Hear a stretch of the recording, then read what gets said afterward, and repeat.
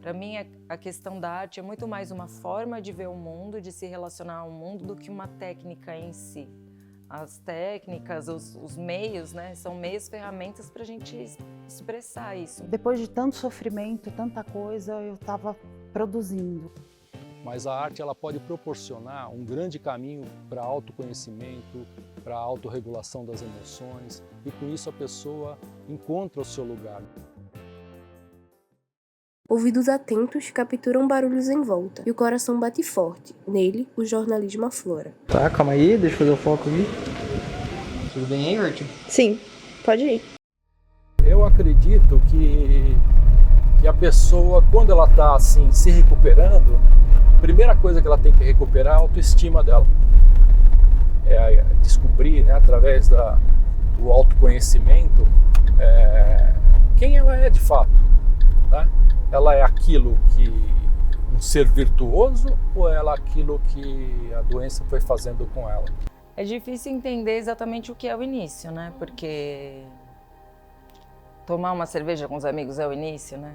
Você é uma pessoa normal, você pode tomar uma taça de vinho todo dia. Se você tiver vontade agora, você vai falar, não quero.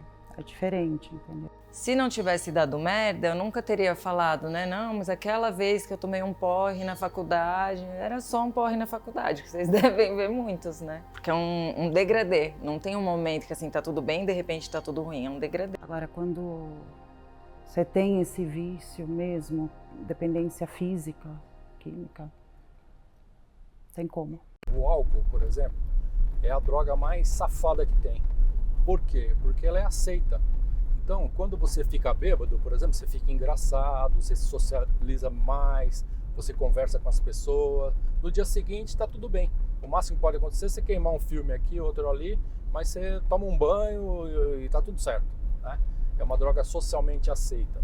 Eu comecei a beber, mas eu tomava 2 taças de vinho, que eu achava normal, era uma coisa normal, uma pessoa normal pode fazer. 1 taça, depois 2, aí comecei a beber vinho para aliviar meu sofrimento. Eu nunca imaginei naquela época que eu ia ter um problema com álcool e com outras drogas. Eu fazia artesanato de rua, o pessoal chama de hippie, maluco de BR, né?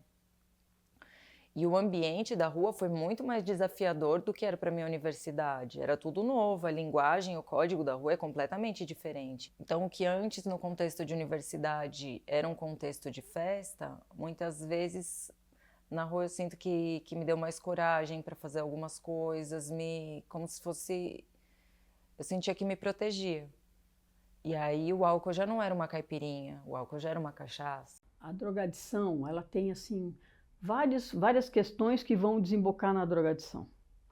Então a gente precisa muito saber de onde vem, qual é a falta do ser humano, onde é que é o trauma dele. Eu tinha um objetivo de controlar, eu não tinha um objetivo assim de parar. Só que eu tentava e aí não dava, eu disse, amanhã eu fui procrastinando isso. Porque eu vivia viajando, né? Na última fase eu estava em Fortaleza. Mas enfim, a minha família foi até lá, me chamou para o Natal, eu fui, levei droga no avião. Não pegaram, né? Mas tinha droga nas minhas coisas. Dormi no chão, estava completamente alheia, assim, em outra sintonia. Fui, porque minha tia falou que minha mãe não estava bem de saúde. Fui meio assim. Chapei no Natal. Sequei uma garrafa de Black Label. O adicto, tem, que nem está falando, né? Tem vários perfis, né? Mas, no mínimo, ele está negando muitas coisas dele mesmo. Meus filhos foram para a escola, eles iam com a condução da escola. E era 7h30, eu estava tremendo. E eu não conseguia parar de tremer e eu não queria beber. Mas, enfim, eu fui, peguei a garrafa, dei um gole para parar e eu chorei. Eu chorei que eu vi que eu não conseguia. E depois disso, meu filho fez uma cirurgia e ele estava em casa e eu precisava dar, enfim, o que ele tinha que tomar. E eu lembro que eu tropecei, assim, eu caí, eu não conseguia chegar. Eu fui num psiquiatra que é muito famoso aqui, eu trabalho só com dependência química. E a primeira consulta eu chorei falando dos filhos.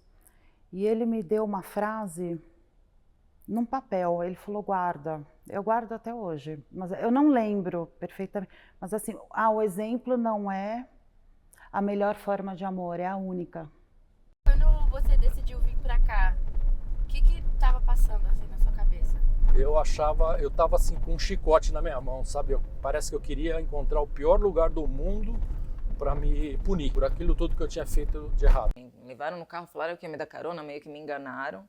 Tentaram me dar soro na veia para ver se passava brisa. Eu estava muito agressiva, assim, já estava batendo a abstinência da droga, porque eu usava todos os dias, né? Fui levada para a clínica, me deram um remédio para eu apagar. Eu lembro que eu acordei na clínica, mas a minha mente não estava entendendo que eu estava na clínica, não entendeu o que aconteceu. Eu acho que é porque eu estava muito medicada. O processo, assim, de eu aceitar que eu estava lá foi horrível. Parecia que minha vida tinha acabado. Estava com muita raiva de terem me internado. Muita raiva. Para mim parecia muito ruim, parecia muito errado.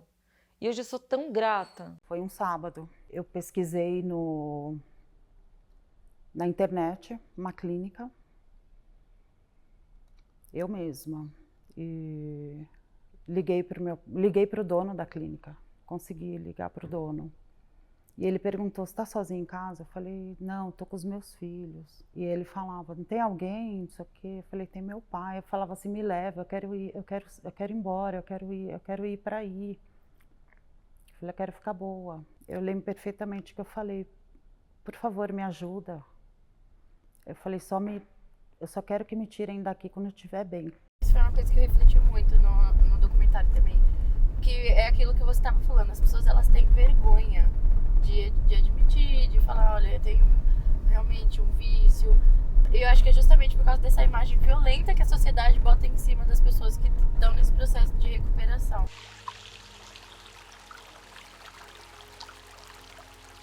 Hoje é um sábado, né? Um dia um pouco mais livre das atividades normais aqui, mas é um lugar bem legal, bem acolhedor e de muita paz, né?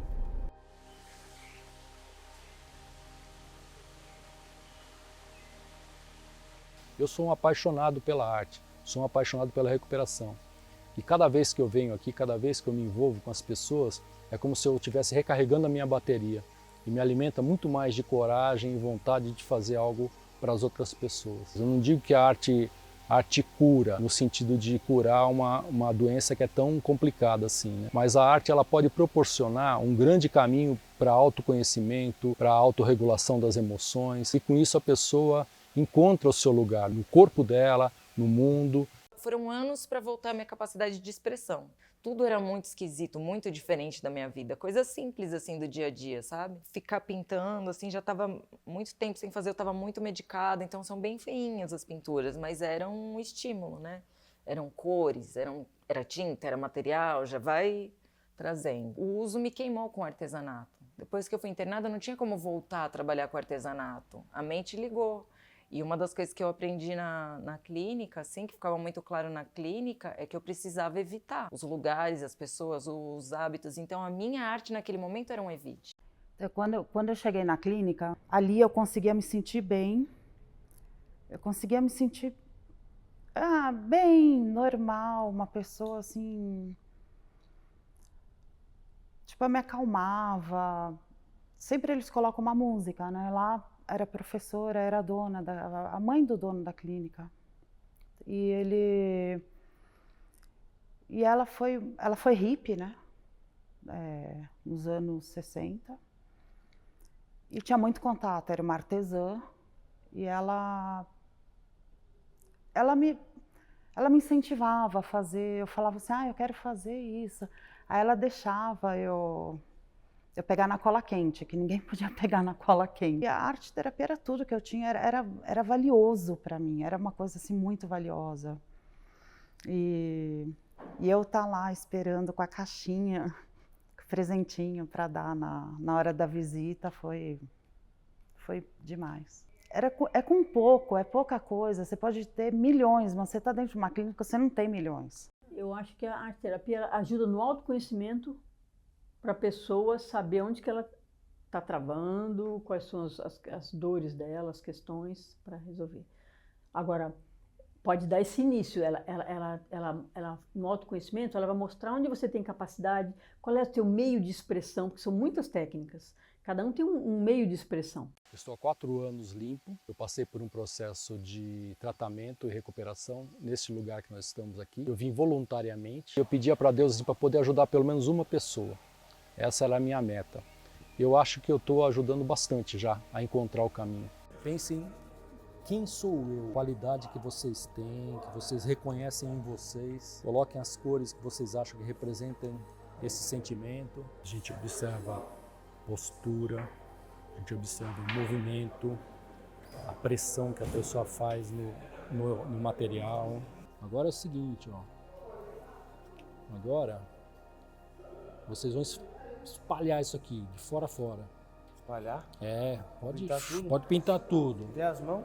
Não, Tudo. a folha inteira? De fora a fora, pode passar. Essa é a droga. É o que ela faz com a gente, com nossas qualidades, com nossas virtudes, com nossos valores. Isso é que a substância faz com a gente. O que vai valer, que vai ser útil para você, vai ser o insight que você tiver. Então, por exemplo, a gente fazendo a gente chama do fenomenológico, uma atividade em arte-terapia. A gente vai estar falando depois do que fez. Muita coisa vai cair a ficha para você não precisa nem falar. O que interessa é isso, é o insight que você vai ter. Aí primeiro vinha o vermelho, que é a raiva que eu sinto. Aí eu, né?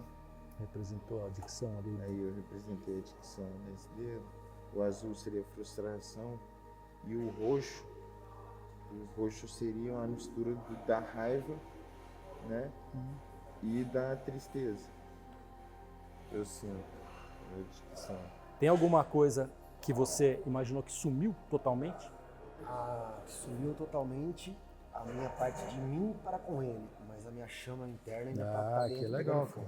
Para quem é artista ou quem ama arte, a gente está no, né? Difícil é ficar sem. A minha vida era muito chata, muito horrível sem. Me tiraram o que eu mais fazia. Eu lembro que eu reclamava disso lá. Falava, gente, como não tem musicoterapia? Nunca fui evangélica, né? Só que o pastor ia visitar e era a minha parte favorita, porque a gente cantava os louvores. Era muito bom de manhã cantar os louvores. Era nosso contato com música, né? Assim, as meninas escutando funk escondido, né? Que tinha as novinhas também internadas, faz amizade com as meninas, eu ficava lá com elas. Essa parte era escondida, mas de manhã o louvor, a gente cantar junto. Era o maior contato que tinha com a arte em si. Aí, saindo da clínica, a minha fada madrinha realmente me deu um suporte muito foda, né? Porque aí, eu não lembro exatamente a ordem, se foram primeiro os cadernos ou as caixinhas de madeira, né? Mas eu sei que a gente teve esses momentos, o da trabalho em MDF, que são essas caixinhas de madeira que a gente pintava, fazia decoração, tem uma técnica de colocar o guardanapo em cima, com a termolina, e era pintura na caixinha, né, de madeira. Aí teve a fase dos cadernos, que eu mostrei para vocês, né, e a gente encapava. Eu tenho esses hoje que é de tecido, mas tem no couro, tem com desenho em cima, tem costura cópita, tem várias, fazia com papel reciclável, fazia papel com linha, quadriculado. Então eu ia pegando aqueles materiais, ela me ensinando e a gente fazendo, né? Sonhos é algo que eu não sei explicar. Quando dormimos, podemos sonhar. Há também sonhos que sonhamos acordados. Pensamos em algo e desejamos que venha a ser realizado. Sonhos, sonhos, sonhos. Às vezes tão real.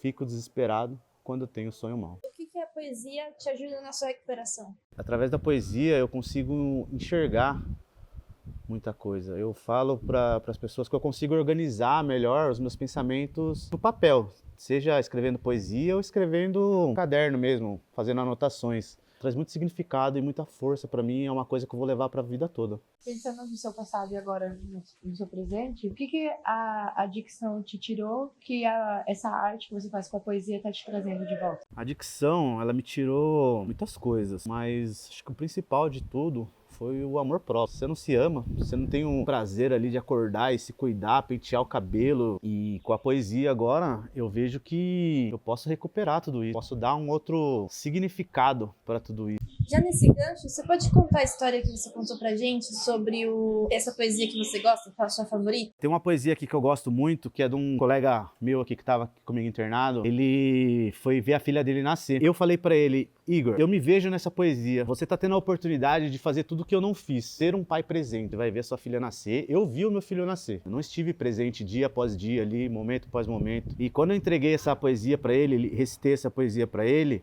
eu lembro que eu me arrepiei todo. Eu falei, Igor, vai ser momento de você tá lá, cara. Então essa poesia eu fiz pra você com muito carinho, mas também lembrando do meu passado ali, que eu não fui um pai presente, um pai participante. Hoje eu ressignifiquei isso, porque eu vou sair daqui e eu vou ser o melhor pai do mundo pro Samuel. Como eu estava deixando de tomar muitos remédios, eu ficava meio acordada à noite. Tinha uma enfermeira na parte da noite e ela fazia crochê, fazia bolsas de crochê.